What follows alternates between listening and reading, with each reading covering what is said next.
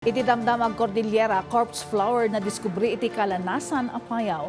Young Agri Entrepreneurs manipud Cordillera napadayawan gapo iti innovative business models da. Ken kaunaan at Tobacco Development Program inyuswat ti Paracelis LGU. Ada detalye ni Angel Kim Pengosro. Pinadayawan ti Department of Agriculture ti 30 nga individual ken 5 a grupo ti Agri Entrepreneurs manipod iti Cordillera gapo iti innovative business models da kabayatan ti Young Farmers Challenge Batch 2025 awarding ceremony. Inyub kasmet ni DA Assistant Secretary Attorney Genevieve Velicaria Guevara ti panagyaman na kadagiti Young Agri Entrepreneurs gapo iti panagpilida iti dalan ti agrikultura. Impaganat-gat na pa iti kinapatag ti akamda iti panangpapigsa iti seguridad ti taraon kan panangbiag manen iti lokal nga ekonomiya babaen kadagiti innovations da. TYFC program ang nairugi iti 2021 kat napatag a plataporma para iti panang suporta kadagiti agtutubo iti agrikultura. Iti Apayao, nadiskubre dagiti green guards iti Eva Calanasan ti Rafflesia Lagascae kabayatan ti World Wildlife Day 2026.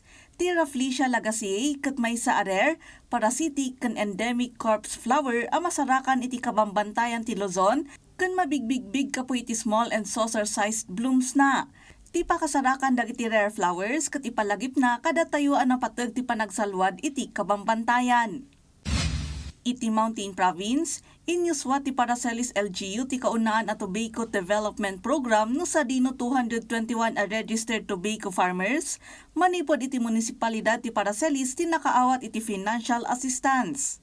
Tunggal benepisyaryo kat makaawat iti 40,000 pesos per hektar a payable iti 2 at tranches.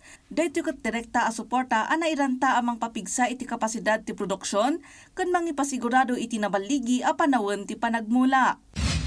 Kabayatan na, nagpinirma iti Memorandum of Agreement ti Catalyst ken Municipal Local Government Unit ti Sagada, tapno formal ang maipasdag ti IT Hub babaen ti Innovative Leadership for Equitable and Accessible Democracy Project.